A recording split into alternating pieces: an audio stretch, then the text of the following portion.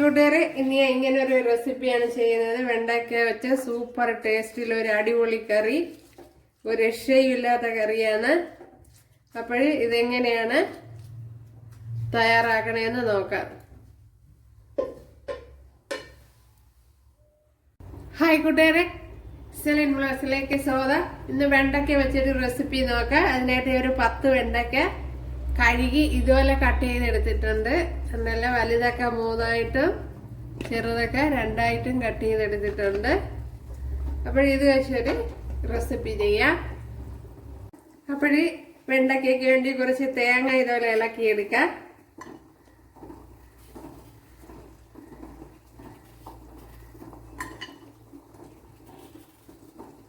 ഇതുപോലെ നല്ല നൈസായിട്ട് അരിഞ്ഞെടുക്കണം. ഉണ്ടല്ലേ ഇതുപോലെ.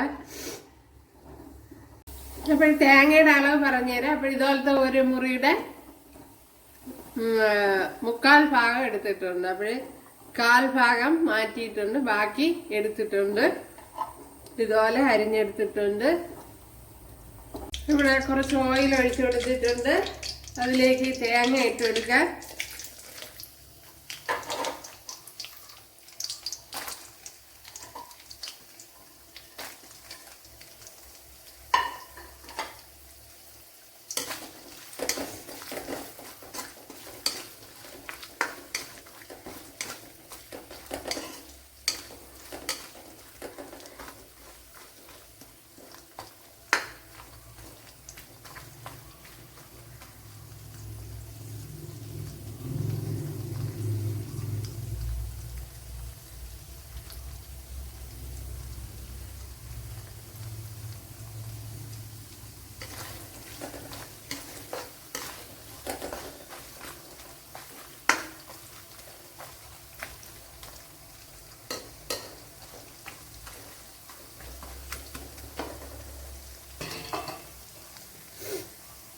നമ്മുടെ തേങ്ങയൊക്കെ ഇവിടെ ഏകദേശം ഫ്രൈ ആയി വരാൻ തുടങ്ങി.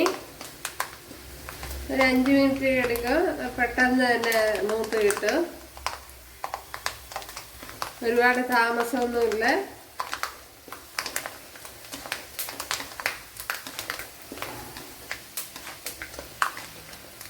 ഇപ്പോൾ നല്ലതുപോലെ മൂപ്പിച്ചെടുക്കണം.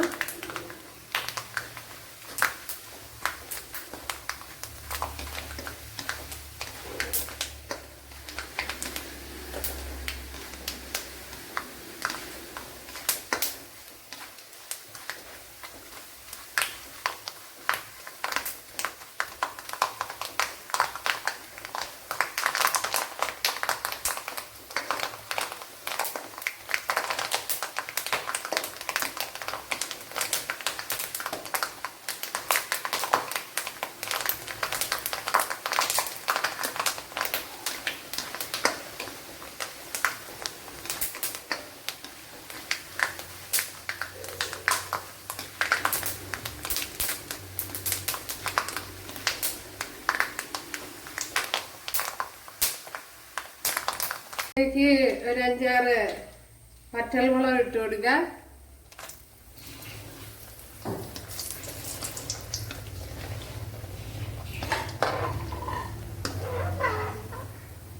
ഇപ്പോഴും വറ്റൽമുളക് ഒരുപാട് മൂപ്പിക്കണ്ട, പെട്ടെന്ന് എടുത്തോണം, അല്ലെങ്കിൽ കരിഞ്ഞു പോകും.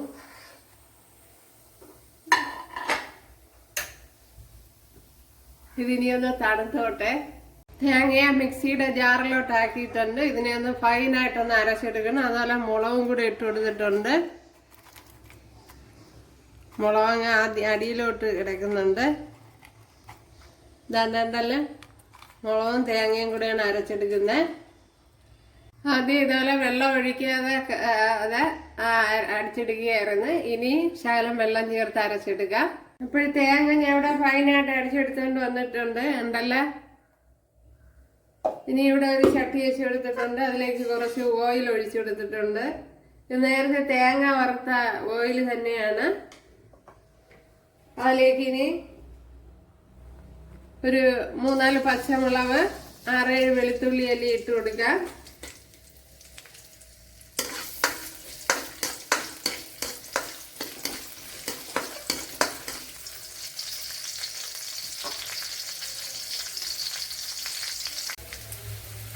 ഇവിടെ വെളുത്തുള്ളിയൊക്കെ വഴണ്ട് വന്നിട്ടുണ്ട്. ഇതിലേക്ക് ഇനി ഒരു 10 കൊച്ചുള്ളി ഇതുപോലെ കട്ട് ചെയ്തെടുത്തിട്ടുണ്ട്, അത് ഇട്ട് കൊടുക്കുക. 10-15 കൊച്ചുള്ളി വരും. ഒരു കൊച്ചുള്ളി കട്ട് ചെയ്യാൻ ബുദ്ധിമുട്ട് ഉള്ളവർക്ക് സവാള ഇട്ട് കൊടുക്കുക. ഒരു 2 മീഡിയം സൈസ് സവാള എടുക്കുക.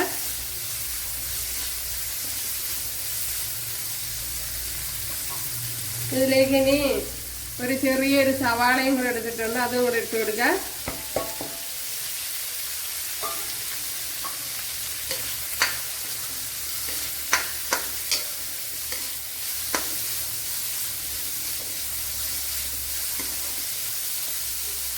ഇതിന് ഇനി ആവശ്യമായ ഉപ്പ് ഇട്ട് കൊടുക്കുക.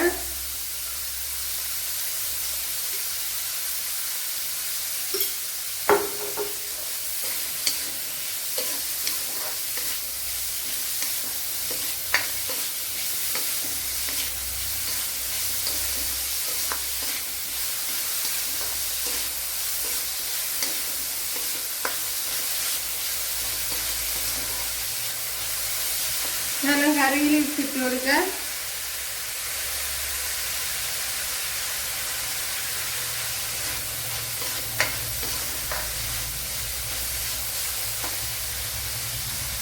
ഇനി ഒരു 1/4 ടീസ്പൂൺ ജീരകം ഇട്ട് കൊടുക്കുക.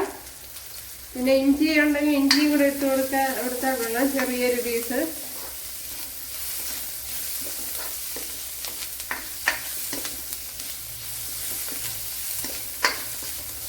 അപ്പോഴിത് ഏകദേശം വാടി വന്നിട്ടുണ്ട്. ഇതിലേക്കിനി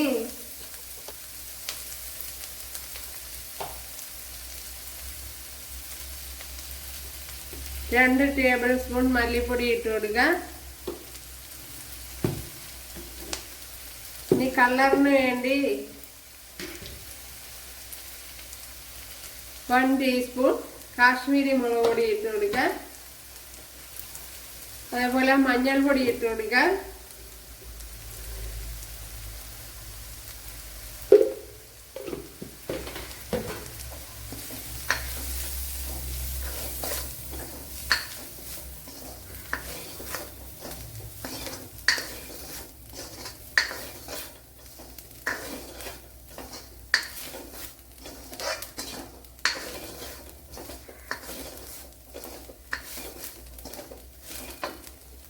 ഇനി അരച്ച് വെച്ചിരിക്കുന്ന അരപ്പിനെ ഒഴിച്ചു കൊടുക്കുക.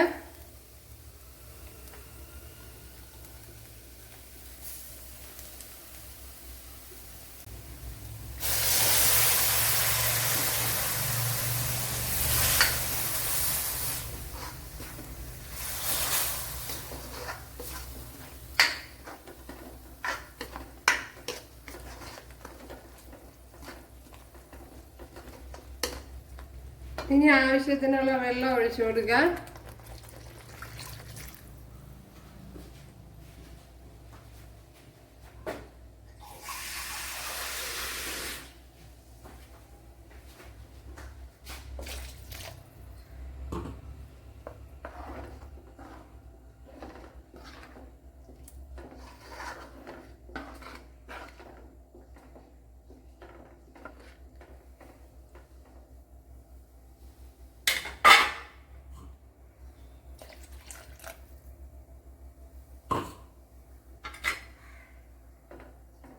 ഇനി ഇതൊന്ന് തിളയ്ക്കണം. അതുപോലെ ഈ സമയം ഉപ്പ് നോക്കാം, ഉപ്പില്ലെങ്കിൽ ഉപ്പ് ഇട്ട് കൊടുക്കാം. ഉപ്പ് കുറവുണ്ട്, ഉപ്പ് ഇട്ട് കൊടുക്കാം.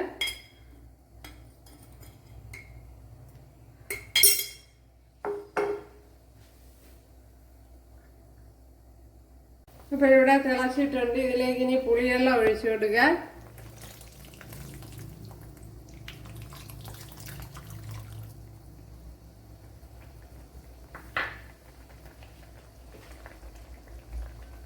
അതും തിളച്ചിട്ടുണ്ട്. അതിലേക്ക് ഇനി വെണ്ടയ്ക്ക ഇട്ട് കൊടുക്കാം, കട്ട് ചെയ്ത് വെച്ചിരിക്കണം.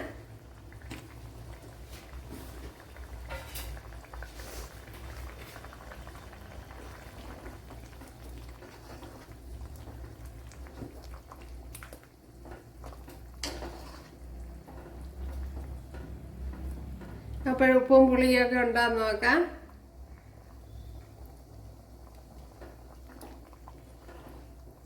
പുളിയൊക്കെ ഉണ്ട്. ഇനി ഒന്ന് തിളച്ചതിന് ശേഷം നല്ലപോലെ തിളച്ച് കുറിയതിന് ശേഷം നോക്കാം. ഇതൊന്ന് അടച്ചു വെക്കാം. നമ്മുടെ കറിയൊക്കെ തിളച്ച് ഇതിന്റെ ഓയിലൊക്കെ തെളിഞ്ഞു വന്നിട്ടുണ്ട്. എന്തല്ലേ ഇനി ഓഫ് ചെയ്യാം.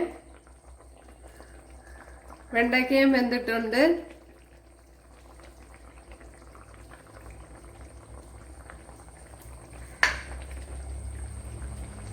ഇവിടെ 1 ടേബിൾ സ്പൂൺ വെളിച്ചെണ്ണയും 1 ടേബിൾ സ്പൂൺ അല്ല 2 ടേബിൾ സ്പൂൺ വെളിച്ചെണ്ണയും കുറച്ച് കടുക് ഇട്ട് കൊടുത്തിട്ടുണ്ട്.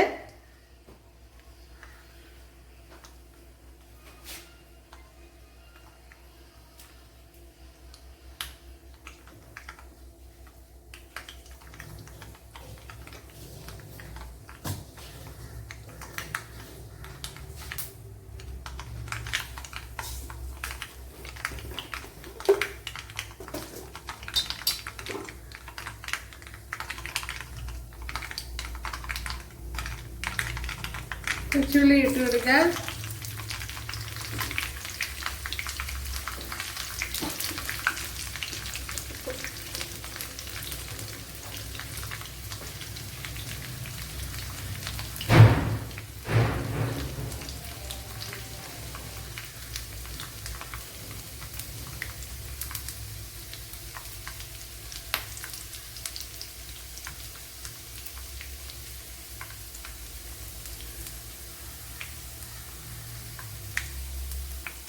ഇനി വറ്റൽമുളക് ഇട്ട് കൊടുക്കാം. ഇതൊക്കെ അവരവരുടെ ആവശ്യത്തിന് ഇട്ട് കൊടുക്കുക. അതുപോലെ കറി ലീവ്സ് ഇട്ട് കൊടുക്കുക.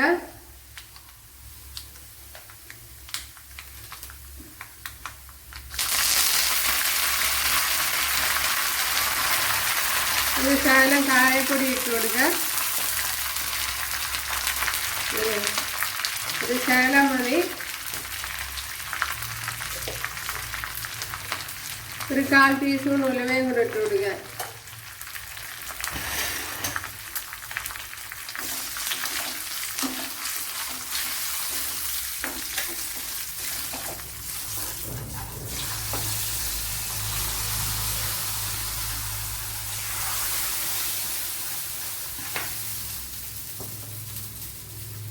നമ്മുടെ സൂപ്പർ ടേസ്റ്റി കറി ഇവിടെ റെഡി ആയിട്ടുണ്ട്. കണ്ടല്ലേ? അപ്പോൾ എല്ലാവരും ചെയ്ത് നോക്കാം. വളരെ എളുപ്പത്തിൽ ചെയ്തെടുക്കാം. അപ്പോഴിഷ്ടമായാൽ സബ്സ്ക്രൈബ് ചെയ്യാൻ എനിക്കൊരു സപ്പോർട്ടാവും. അപ്പോഴടുത്തൊരു വീഡിയോ കണ്ട് കാണാമെന്ന് പറഞ്ഞുകൊണ്ട് എല്ലാവർക്കും താങ്ക്സ്.